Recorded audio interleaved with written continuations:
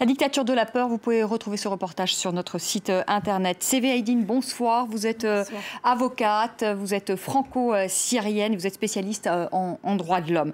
Mohamed Sifawi, bonsoir. Vous êtes journaliste, écrivain, auteur de Mes frères assassins, c'est aux éditions du Cherche Midi, et de Pourquoi l'islamisme séduit-il, et c'est aux éditions Armand Collin.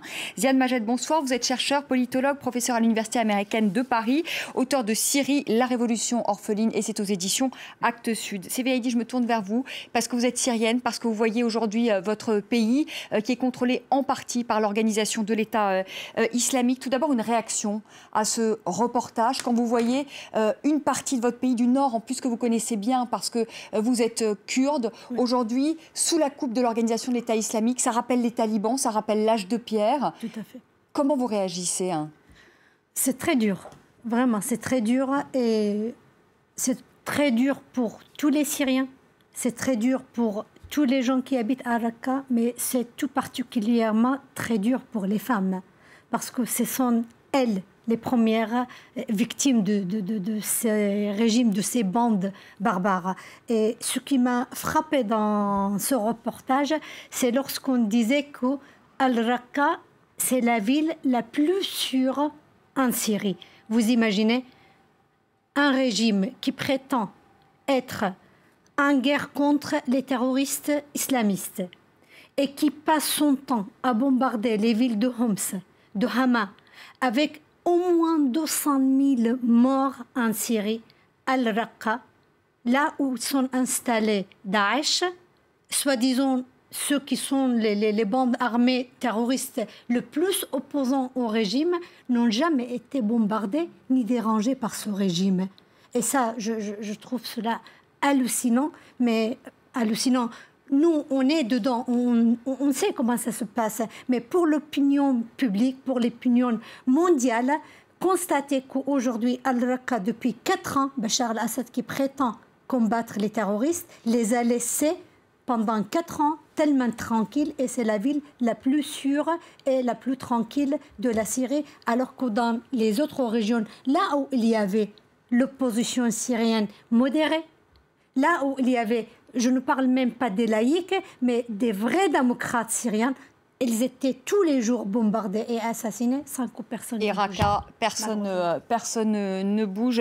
Mohamed Sifawi, une réaction à ce reportage, qu'on a eu beaucoup de réactions d'internautes, notamment des internautes qui nous disent quand même bravo quand même au courage de cette femme qui vraiment au risque de sa vie, parce que si elle avait été attrapée, elle aurait été immédiatement tuée. Il n'y aurait pas eu de procès, rien du tout.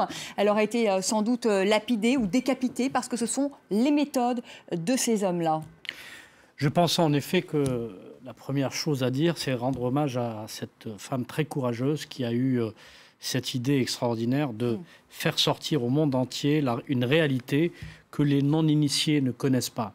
Les initiés, ceux qui ont l'habitude de travailler sur ce phénomène, ne sont pas surpris. J'en fais partie. Parce que tout simplement, je connais l'idéologie qui anime ces gens-là et je suis les partisans de cette pensée nihiliste depuis plus de 20 ans. La première réflexion... quand même, Mohamed Sifawi, sur les femmes, justement, parce que ce reportage tourne beaucoup autour des femmes, c'est une femme qui témoigne. Justement, vous parlez de l'idéologie. Comment est-ce qu'on peut arriver à cette idéologie de...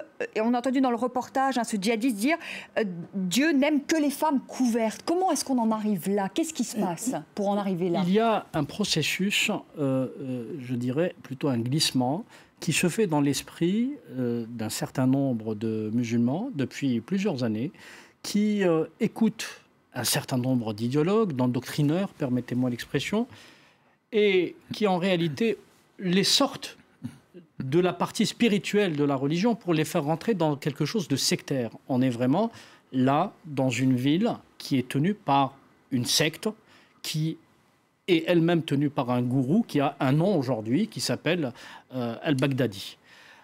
Cette idéologie nihiliste, l'islamisme, pour reprendre le terme générique, effectivement, vous avez raison, s'attaque aux femmes parce que c'est une idéologie qui consacre, je dirais, le fait que la société doit être patriarcale, et que la femme ne doit être réduite qu'à un second rôle, si je puis me permettre. Alors évidemment, on a ces images où on peut voir des femmes armées parce qu'elles participent elles aussi au combat et on le voit. Mais elles sont confinées à d'autres tâches, à un autre rôle, qui consiste finalement à prendre en charge l'islamisation, ou plutôt la réislamisation de la société par le bas, c'est-à-dire par l'éducation, par les enfants. C'est pour ça que, effectivement, cette femme qui a tourné ces images a pu voir une femme armée, celle qu'on voit, je pense, oui, celle qu'on voit à l'écran, accompagnée d'un enfant d'à peine 2 ans. Donc, c'est une tâche qu'il leur est donnée, c'est-à-dire apprendre aux jeunes générations le principe, je mets 2 gros guillemets, de la guerre sainte, à ces nouvelles générations. Mais je dirais au-delà, si vous permettez 30 secondes, ce document exceptionnel nous apporte quelques enseignements majeurs, y compris des enseignements relatifs à des polémiques qui ont eu lieu en France. On voit finalement ce que symbolise le niqab. Quel projet de société symbolise le niqab? On a eu énormément de polémiques en France. Donc là, vous justifiez finalement aujourd'hui, vous dites, je comprends que le gouvernement français ait interdit le niqab, parce que quand on voit ça... Je comprends non seulement le gouvernement français, mais je comprends toutes les musulmanes qui se battent pour ne pas avoir à porter le niqab. Et je ne cesse de répéter que ces accoutrements-là ne sont pas de simples, je dirais, un simple habit. Ce n'est pas une simple, une simple posture. C'est un uniforme qui symbolise et qui caractérise une idéologie donnée et qui appelle à un projet de société donné, celui qu'on a vu à travers ces images. Ziad Majed, une réaction aussi à ce reportage. Ça rappelle vraiment le temps des talibans, ce qu'on a pu voir en Afghanistan, hein. Oui, certainement, ça rappelle le temps du Taliban. Mais qui sont toujours là d'ailleurs, on en reparlera, hein, parce que c'est intéressant, 10 ans après, ils sont toujours là. Je pense qu'il y a plusieurs niveaux. D'un côté, absolument, je salue, comme mes amis, le courage de cette femme exceptionnelle. Et il y a beaucoup de femmes en Syrie, de Raqqa même, qui ont déjà montré ce courage-là, cette détermination. À Raqqa même, il y avait une femme dont certains membres de sa famille étaient arrêtés, qui manifestait seule chaque jour devant le siège de Daesh, de l'État islamique. Donc, c'est la poursuite de ce combat-là. Deuxième chose, il faut savoir que par rapport à la question des femmes, je pense que c'est aussi le contrôle de la femme-là qui est en jeu. Il y a des jeunes, notamment qui viennent de l'extérieur, qui sont en quête de reconnaissance, qui ont des échecs et qui pensent que cela rend service à leur virilité perdue dans certaines sociétés. La femme, c'est la victime la plus vulnérable. Donc, en lui imposant ce niqab-là, en voulant tout le temps la contrôler dans l'espace, également dans son mouvement, il se montre dans une certaine puissance et dans un certain rôle qu'ils ne le trouvent pas dans leur vie avant. Et il faut ajouter à cela aussi ce qui a été bien dit dans le reportage, c'est que Daesh, ce n'est pas seulement taliban. Je pense qu'il y a une différence majeure, c'est que cet État islamique-là, avec Baghdadi à sa tête, est dans une nouvelle phase du djihadisme salafiste, si vous voulez, dans le sens où ils sont à la fois dans la projection d'un certain imaginaire qu'ils essayent de retrouver en pensant aux repères du 7e siècle, mais ils utilisent toute la technologie de 2014 et ils le font d'une manière très intelligente. Non seulement la guerre de l'image par rapport à la violence et à la barbarie qu'ils montrent et qui attire des gens fascinés par la violence, par les jeux vidéo, par parfois certains programmes violents également ou des criminels, comme le monsieur en Norvège ou certains hommes armés aux États-Unis se montrent dans l'acte de la barbarie. Donc ils arrivent à faire tout cela, mais en plus, ils montrent à des gens qui viennent d'Europe ou d'ailleurs... On parlait beaucoup de combattants étrangers, oui. On l'a vu dans le reportage. Exactement, qui ne connaissent même pas ce qui se passe en Syrie, qui achètent des livres du genre l'Islam for Dummies, l'Islam pour les bêtes, et qui arrivent là-bas en sentant qu'il y a un pouvoir qu'ils peuvent exercer. Et tout cela, dans ce sens-là, est un peu nouveau dans cette conception-là de la relation avec l'autorité qu'ils essayent d'imposer. Dans Raqqa, qui, comme vous l'avez très bien dit, le régime syrien, quand on voit le défilé des chars qui sont venus d'Irak et qui ont traversé des centaines de kilomètres. Ils n'ont jamais été inquiétés par l'aviation du régime Assad qui contrôle les airs de la Syrie depuis le début de la révolution. Le gouvernement syrien, il commence à bombarder maintenant Raqqa. Tardivement, mais qui commence. Non, il a bombardé Raqqa pendant plusieurs mois, mais la population civile à Raqqa, bien que les sièges de Daesh sont bien connus, bien identifiés par tout le monde dans la ville. Le régime était dans un processus, et malheureusement, il a été aidé par ses propagandistes et par certains journalistes d'une prophétie autoréalisatrice, celle qui a mené à Daesh aujourd'hui, le pourrissement de la situation, laisser l'opposition syrienne dans toutes ses factions islamistes modérées ou démocratiques se faire écraser par l'aviation du régime et par l'Iran et la Russie, monter la tension sunnite-chiite du rôle iranien. Tout le fiasco dans la situation irakienne et la marginalisation des représentants d'une partie des Arabes sunnites qui a créé une certaine identification ou du moins une sympathie avec Daesh, puis l'argent de certains réseaux salafistes venant de plusieurs pays, les armes qu'ils ont confisquées, les puits de pétrole, et ils vendent le pétrole au régime syrien surtout. Ils font 2,5 millions de dollars. Donc il y a plein de facteurs qui font qu'aujourd'hui ils sont un peu maîtres, en tout cas dans certaines localités. C'est la responsabilité de la communauté internationale. Alors justement, on va en parler. Je finis là, qui a laissé Bachar al-Assad tuer, comme vous l'avez dit, 200 000 personnes pour arriver maintenant à faire la guerre à un groupe qui a tué 7 000 ou 8 000. On va en parler de la responsabilité justement de la communauté internationale. Avec vous, Saifi Aydin, parce que Raqqa a été libérée, je crois, par l'opposition syrienne en 2013, et elle a été reprise donc quelques mois après par l'organisation de l'État islamique. Pourquoi l'opposition syrienne n'a pas pu tenir Raqqa? Parce qu'elle n'avait pas les moyens de tenir Raqqa? Bien sûr, parce qu'elle n'avait pas les moyens. Et si vous vous rappelez, avant aussi de parvenir à Raqqa, vous avez la petite ville kurde dans le nord de la Syrie, Kobané, là où Daesh a été infiltré.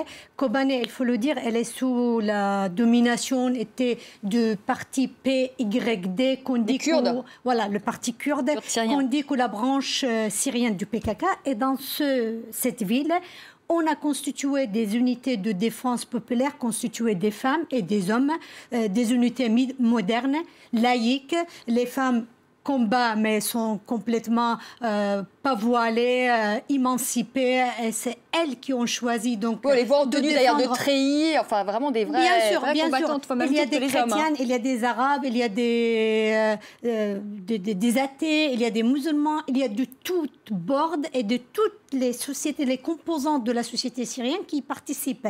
Et la Turquie, donc, ce n'était pas de goût de la Turquie. Et c'est comme ça qu'on a infiltré Daesh à partir de juillet 2012 vers Kobani en pensant combattre le PKK. Et on leur a livré autant d'aide logistique, matérielle.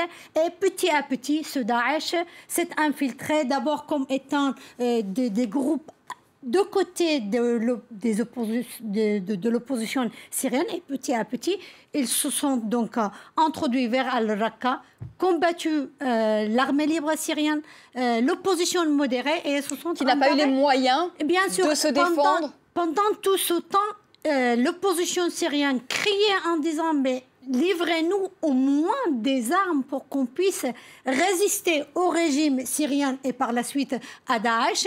Mais la communauté internationale faisait la sourde d'oreille et on s'est embarré Al-Raqqa. On a proclamé l'État islamique. Ça fait combien de temps? Ça fait un an et demi. C'est aujourd'hui qu'on se réveille. Depuis janvier 2014. On se réveille trop tardivement. Ça fait 8 mois. Bah oui, ça fait peur. Mohamed Sifawi, sur la responsabilité justement de la communauté internationale, parce qu'aujourd'hui les Américains et les Français d'ailleurs continuent à dire qu'il faut armer l'opposition syrienne. Est-ce que c'est pas trop tard et qu'est-ce qui reste aujourd'hui de cette opposition syrienne? Là aussi, c'est le deuxième enseignement qu'apporte ce reportage. Il n'est pas nouveau de la part des dictateurs arabes d'utiliser l'islam radical, de l'exacerber afin de se prévaloir de ce rôle de rempart face à l'islam politique de manière générale et à cet islam violent en particulier. Donc ce que fait Bachar al-Assad, c'est une chose qu'on voit depuis plusieurs années dans tous les pays arabes, à quelques, je dirais, niveaux d'intensité évidemment différents. Le cynisme de ces dictateurs fait qu'ils savent s'allier de manière objective, et vous avez raison, enfin avec ces terroristes, et vous avez raison de le signaler, c'est-à-dire que pendant que les milices du Hezbollah et les troupes de Bachar el-Assad massacrent des démocrates et des laïcs ailleurs, ces barbares terroristes ont pu accéder et contrôler une ville pendant, en tout cas en toute quiétude, pendant plusieurs mois. C'est dire qu'en réalité, le régime syrien voulait créer cette situation où il allait amener progressivement les grandes puissances occidentales à devenir finalement ses alliés, quoi qu'on puisse en dire. Même si les déclarations du département d'État américain et du Quai d'Orsay, évidemment, tiennent des propos très méprisants, à juste titre, à l'égard de Bachar el-Assad, en disant qu'il n'a pas été prévenu pour les frappes, etc. Mais permettez-moi l'expression, ça lui fait une belle jambe. Lui, son intérêt aujourd'hui, c'est de devenir finalement un acteur incontournable face à cette menace que représentent ces groupes terroristes. Mohamed Sifawi, quand même rapidement, sur la responsabilité de la communauté internationale, est-ce qu'on en est aussi aujourd'hui là parce que les Américains et les Français, notamment, n'ont pas soutenu, peut-être plus d'ailleurs les Américains que les Français, n'ont pas soutenu ce qu'on appelle l'opposition modérée syrienne. Est-ce qu'il y a là une responsabilité aussi? Si vous permettez, c'est pas nouveau. La responsabilité de la communauté internationale et singulièrement des grandes puissances démocratiques date depuis plusieurs années. On a l'impression que lorsqu'il s'agit des pays arabes ou les sociétés musulmanes, pour reprendre les termes génériques, l'Occident ne sait compter que jusqu'à 2. 1, les dictateurs, 2, les islamistes. C'est-à-dire qu'on refuse absolument de voir toute cette frange laïque, démocrate, toutes ces femmes émancipées. Pour quelle raison? Parce que je pense qu'il y a un racisme culturel, je dirais, qui laisse croire que finalement ces populations seraient inaptes aux grandes valeurs universelles qui sont si chères à l'Occident. Et d'un autre côté, une certaine fainéantise intellectuelle et diplomatique qui empêche tous ces fameux conseillers qu'on retrouve à la Maison-Blanche ou à l'Élysée, finalement de penser le monde avec ces réalités si dangereuses qui aujourd'hui, quoi qu'on puisse en dire, ne peuvent plus être considérées comme représentant une menace mineure. Ce sont des enjeux stratégiques, c'est une menace stratégique qui doit être prise au sérieux. J'espère que tous ces épisodes qu'on est en train de voir depuis plusieurs années, parce que disons que l'Occident n'est pas en train de découvrir quand même l'islamisme dans sa version la plus nihiliste. On a vu le 11 septembre, on a vu le régime taliban, on a vu un certain nombre de conflits régionaux, ce qu'ils ont produit, on a vu l'Algérie des années 90, on a eu les attentats en France, on a eu les attentats dans plusieurs villes européennes. Il est temps peut-être de faire preuve d'humilité et de se dire que tout ce qui a été fait jusque-là a été pétri peut-être de bonne volonté, mais énormément d'erreurs par ailleurs, et que peut-être il faudrait s'adresser aujourd'hui à ces franges démocratiques qui existent dans les sociétés arabes, quoi qu'on puisse en penser et quoi qu'on puisse en dire. Mais qui ont du mal quand même, Ziad Majed, cette frange démocratique encore à émerger parce qu'elles ont vécu sous des années de dictature. Si vous permettez une dernière phrase, elles ont du mal à se faire entendre parce qu'elles ne tuent pas. Parce qu'elles ne commettent pas de délit. Mais parce qu'elles sont très divisées aussi, Mohamed Sifawi. Parce qu'on dit qu'ils n'ont pas l'habitude. Il faut un temps quand même pour la démocratie, pour émerger, qui n'ont pas les habitudes démocratiques. Les islamistes aussi sont divisés. Le mouvement islamiste, dans son ensemble, est très divisé. Ce n'est pas un mouvement homogène. Il n'y avait pas pardon...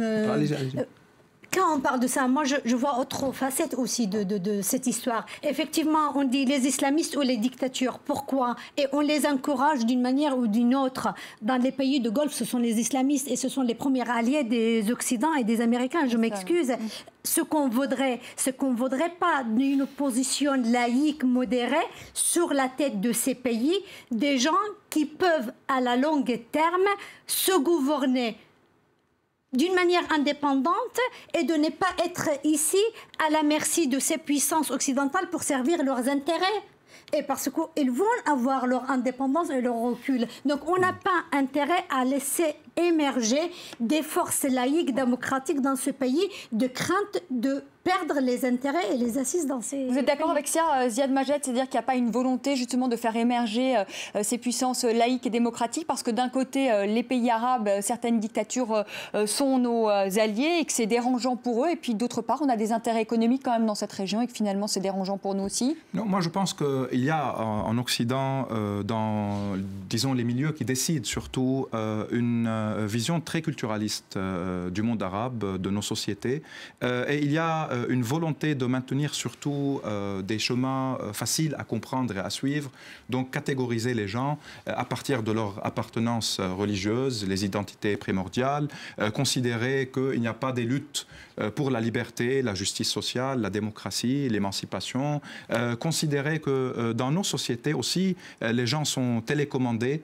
Donc les complots mobilisent tout de suite des centaines de milliers de gens dans la rue, que les barbus, ils font tout le temps peur. Donc soit on s'allie avec des dictatures où on essaye de trouver des interlocuteurs qui acceptent tout ce qu'on souhaite dicter. Donc il y a de tout cela. Et il y a aussi beaucoup de problèmes dans les sociétés arabes. Il y a une maladie au niveau de l'islam et de son interprétation. Les réformateurs ont échoué à plusieurs reprises. Et il y a aussi, il faut le dire, les islamistes ont une certaine légitimité populaire dans une grande partie des sociétés arabes. D'un côté, parce que le despotisme arabe a toujours prétendu qu'il était laïque et progressiste et il a écrasé les sociétés, parce qu'il y a des injustices dans la région, que ce soit l'occupation ou les disparités et la mauvaise distribution des richesses, et parce qu'il y a une accumulation aussi historique de malentendus et de conflits entre des États européens ou entre les États-Unis et cette région-là. Donc il y a une série de crises qui fait aujourd'hui que l'islam est un refuge pour beaucoup de catégories sociales. Et quand on dit islam, ça ne veut pas dire les barbares de l'État islamique. D'ailleurs, qui sont en rien plus barbares que le régime syrien ou que le régime irakien, qui prétendent, ou que Kadhafi, qui prétendaient tous des valeurs progressistes, laïques, occidentales. Donc, je pense que Baghdadi a très bien compris qu'il y a aussi en Occident cette volonté de s'attacher à l'image sensationnelle, la décapitation. On passe beaucoup plus de temps à voir 3-4 personnes décapitées par les criminels de cet État-là que de se rappeler que chaque jour, Bachar al-Assad lance des barils de TNT sur la ville d'Alep et tue en moyenne 20 à 30 personnes. Mais c'est terrible, Ziad Majed, mais pourquoi l'Occident a plus les yeux rivés sur l'organisation de l'État islamique? Parce qu'aujourd'hui, c'est un danger pour son propre territoire. Parce que pour certains schémas... Finalement, le manque de liberté ou la torture que vivent les Syriens, les gens finalement se disent c'est loin de chez nous. Malheureusement, voilà, l'implication, non, c'est terrible, mais c'est comme ça. C'est parce que ça facilite aussi certaines positions. Voilà. Ça facilite aussi le fait qu'on essaye de ne pas trop s'engager pour trouver des solutions.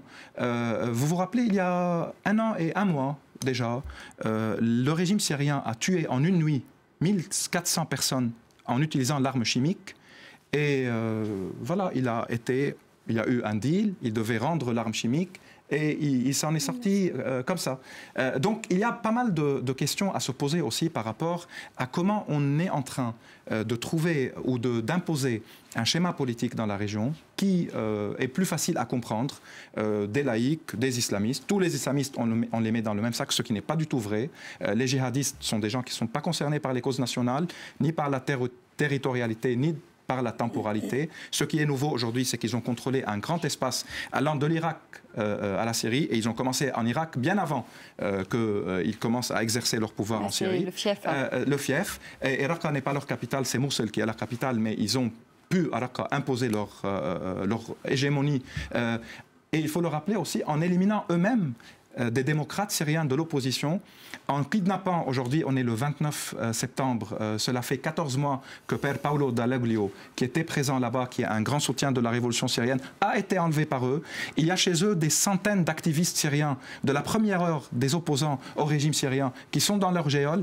Donc ils ont été là-bas et leur premier ennemi c'était les musulmans syriens de Raqqa et de la région, parce que pour eux, ils sont en train de les réislamiser, bien qu'une grande partie d'entre eux n'y parle l'arabe, ni comprend l'islam, ni est en relation avec les causes de la région, mais plein de fantasmes, plein d'illusions et beaucoup d'effets médiatiques qui attirent, parce qu'il y a des crises ici, parce qu'il y a des gens qui partent de là pour tuer là-bas. Ouais, on va parler avec Mohamed Sifawi. Il y a pas mal de questions internes européennes par rapport à l'intégration, l'identité et alors pas mal de justement, choses. ça, j'aurais que vous rebondissiez, parce que vous avez beaucoup travaillé là-dessus, Mohamed Sifawi. justement pour ceux qui partent. Vous avez notamment travaillé sur le cas de Mohamed Merah, qui est encore un cas différent. Mais qu'est-ce qui se passe, quoi? Comment expliquer que des jeunes occidentaux, et maintenant c'est tous milieux sociaux confondus, parce qu'avant on disait c'est les personnes désœuvrées ou voilà, qui vivent dans des cités qui n'ont pas d'espérance, qui n'ont pas d'avenir. Mais aujourd'hui, il n'y a pas que ça. Il y a des jeunes bourgeois qui partent. On a vu cette femme là qui dit mais maman, c'est tout juste si elle lui dit pas c'est super, on vit mieux ici qu'en France. Qu'est-ce qui se passe? D'abord, il y a un constat à faire. La menace terroriste islamiste s'est transformée en l'espace d'une vingtaine d'années en passant d'une menace extérieure vers une menace intérieure. Aujourd'hui, le terrorisme islamiste, pour les pays occidentaux, est une menace intérieure. C'est-à-dire qu'on l'a vu depuis les attentats de Londres notamment, où ce sont des Britanniques qui ont perpétré des attentats sur leur propre sol, dans leur propre pays, où ils vont viser des compatriotes. On n'est plus dans le schéma des attentats du GIA algérien dans les années 90 en France, où ce sont des gens qui viennent de l'étranger en s'appuyant sur des réseaux locaux pour perpétrer des attentats. Alors ensuite, le processus, en fait, vous me posez la question sur le processus d'endoctrinement, le basculement. Moi, ce que j'ai pu voir, c'est que il est très difficile, voire impossible, de faire du profiling, c'est-à-dire de dire voilà le profil type de celui ou de celle qui serait susceptible de basculer vers cette vision nihiliste de l'islam. En revanche, il est quand même intéressant de constater que toutes ces personnes qui sont attirées par cette vision de l'islam ont certains points communs. À commencer par le fait qu'ils sont en total manque de repères par rapport à la société dans laquelle ils évoluent et à laquelle ils appartiennent de fait. Absence de repères par rapport finalement à leur propre situation identitaire pour ceux qui mais c'est ce que disait Ziad Majed, il y a un problème identitaire ici. Mais évidemment, vous avez raison, on constate qu'il y a de plus en plus de convertis, et ce depuis un certain nombre d'années. Je pense que la question des convertis, il faut la lire à travers le système qui régit ces sociétés dites modernes, c'est-à-dire un système individualiste, égoïste, parfois injuste, mais par ses aspects démocratiques formidables, qui donnent un certain nombre de libertés, etc. En définitive, on se rend compte, pour avoir discuté avec un certain nombre d'entre eux, que ce qui les intéresse, c'est plus une quête de sens, c'est plus une recherche d'aventure, c'est plus un ennui qui les fait basculer. J'utilise un terme un peu, pour dire les choses un peu rapidement. Ce sont des gens qui s'ennuient dans nos sociétés aujourd'hui et qui veulent autre chose. Avant, on s'engageait, par exemple, lorsqu'on avait 17 ou 18 ans ou 19 ans, dans des mouvements anarchistes, dans des mouvements d'extrême gauche, on voulait changer la société, on voulait faire la révolution. Ensuite, il y a eu une période où on s'engageait dans les mouvements révolutionnaires indépendantistes, on était contre la colonisation. Et par la suite, plus récemment, c'est-à-dire depuis les années 80-90, notamment après la victoire, entre guillemets, victoire très soutenue par les Américains notamment et par l'Occident, dont la France, des Afghans sur les troupes soviétiques, on a sublimé cette notion du djihad et finalement on a montré que le combat qui oppose David à Goliath peut être parfois en faveur du plus faible. Et cette notion qui laisse certains penser qu'étant ou se considérant plus faibles dans des sociétés souvent injustes, il serait automatique pour eux de basculer vers un mouvement qui, de notre point de vue, et à juste titre, il est extrémiste, radical, etc., mais de leur point de vue, c'est un mouvement qui finalement fait payer aux puissances occidentales une certaine arrogance, une histoire, un parcours, un vécu, une façon d'être. Et c'est pour ça que certains, issus, y compris de cette culture-là, peuvent basculer dans le nihilisme. Oui, je voudrais ajouter, effectivement, aujourd'hui, ce n'est plus une question, à mon sens, de quelques personnes qui sont à la quête d'une identité, parce que si cela pourrait être un peu vrai en ce qui concerne les gens qui rejoignent le mouvement en partant de l'Occident, alors qu'est-ce qu'on peut dire à propos des Tunisiens et des Marocains qui vont de leur propre pays où ils ne sont pas en quête d'une recherche de leur identité puisqu'ils sont dans le pays d'origine? Premier constat. Deuxième constat, ce n'est plus les gens qui sont frustrés parce qu'ils sont dans des milieux défavorisés, parce qu'ils étaient rejetés par la société française ou la société belge, parce qu'ils n'ont pas trouvé d'emploi, les pauvres gens victimes. Ce n'est absolument pas ce cliché, à mon sens, parce qu'il y a aussi des gens... Regardez, la tête de Al-Qaïda ou de Daesh, maintenant, ce sont les hyper riches saoudiens. Donc, ce n'est pas une question aussi d'exclusion et de manque d'argent ou de repères, à mon sens. Mais là, vous parlez des têtes. Là, vous parlez des têtes. Ceux qui combattent, qui sont envoyés en... qui servent de chair à canon, je ne pense pas que ce soit... C'est une idéologie. C'est Al-Qaïda, qui était une organisation terroriste plantée en groupe ici à droite ou à gauche. Aujourd'hui, ils ont une assise territoriale. C'est un État proclamé avec de rassemblant des institutions. Et moi, je voudrais dire, aujourd'hui, eux, ils voudront revenir récupérer à l'Ambra en Grenade et arriver jusqu'au Poitiers et au-delà. Je pense que dans leur tête, là où la conquête musulmane s'est arrêtée à Poitiers, il faut aller au-delà de cela. Et c'est d'où le danger. Il reste 2 minutes, j'aurais aussi donné la parole à Ziad Majed. Ziad Majed, mais vraiment en 1 minute, en un mot. Mohamed Sifawi parlait tout à l'heure de la coopération avec Bachar el-Assad. Est-ce qu'aujourd'hui, cette coopération qui se fait, alors qui n'est pas dite officiellement, mais qui se fait en tout cas avec les Américains, est-ce que vous pensez que c'est la seule manière aujourd'hui de battre l'organisation de l'État islamique? On sait que les services de renseignement syriens sont très performants. Est-ce qu'on va avoir besoin d'eux? Est-ce que c'est une nécessité? Non. Alors, 2 choses. Premièrement, je pense que la question est beaucoup plus complexe que cela. Ce n'est pas vrai qu'il y a une coopération qui a commencé. Il y a quelques contacts, mais en même temps, Bachar el-Assad est très perplexe par rapport à ce qui se passe. D'un côté, il sent que son argument et sa prophétie autoréalisatrice a fonctionné dans un sens, mais en même temps, avoir les Américains acteurs en Syrie marginalisant les Russes et les Iraniens est une source de danger pour lui, surtout s'il y a un armement qui arrive à certaines factions de l'opposition syrienne, qu'elles soient de l'armée libre ou de factions islamistes. Donc la question n'est pas tout à fait décidée à ce niveau-là. Mais au-delà de là, si on considère que s'allier avec un criminel qui a causé la mort ou tué directement 200 000 personnes pour se débarrasser d'autres criminels qui ont tué quelques milliers, 4 à 5 000, je pense qu'il y a une logique éthique décadente dans ce sens-là, d'autant plus que militairement, il n'y a aucun besoin de Bachar el-Assad. Ses troupes sont extrêmement fragiles et sans l'aide iranienne et russe, ne sont pas là aujourd'hui. Géographiquement, ils sont loin des territoires contrôlés par Daesh, à part dans quelques régions. Maintenant, il y a des factions de l'armée libre qui existent toujours, des factions islamistes qui existent toujours, des factions kurdes qui combattent Daesh également. Donc il peut y avoir une alliance contre Daesh faite par les Syriens, mais à condition qu'ils continuent également la lutte contre la source de tout ce cauchemar-là, qui est Bachar el-Assad et ses alliés qui ont causé presque un génocide en Syrie. Sévé Aydin, un tout dernier mot. On parlait tout à l'heure des talibans. On a d'ailleurs commencé cette émission à faire ce comparatif avec les talibans, même s'il y a quand même beaucoup de choses sans doute qui sont différentes, mais en tout cas sur l'imposition de la charia qui est appliquée à la lettre. Les talibans aujourd'hui, 13 ans après l'entrée en guerre contre les talibans, ils sont toujours là et aujourd'hui on veut négocier avec eux. Est-ce que c'est pas ce que vous craignez aussi pour la Syrie? C'est-à-dire que dans 10 ans, on se retrouve à dire peut-être qu'il faudra négocier avec les terroristes de l'organisation de l'État islamique. Mais bien sûr, bien sûr. Et moi, il ne faut pas qu'on nous mette devant ce dilemme et ce choix entre la peste et le choléra.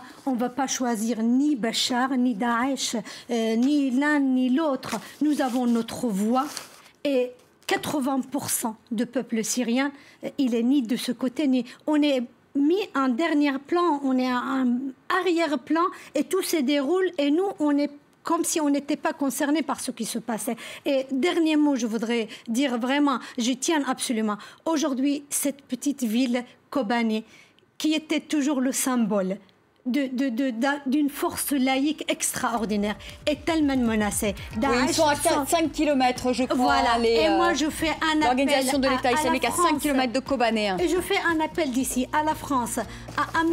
Hollande, le président français, à tous les forces démocratiques, sauver cette ville parce que ce n'est pas parce que c'est une ville kurde ou pas, mais tout simplement parce que c'est un symbole et il faut la sauver, vraiment. Merci à tous les trois d'avoir participé à ce débat. Vous pouvez retrouver La dictature de la peur, hein, ce document exceptionnel sur notre site internet, mais également sur YouTube. Très belle soirée, je vous retrouve demain à partir de 18h. Tout de suite, le journal. Merci.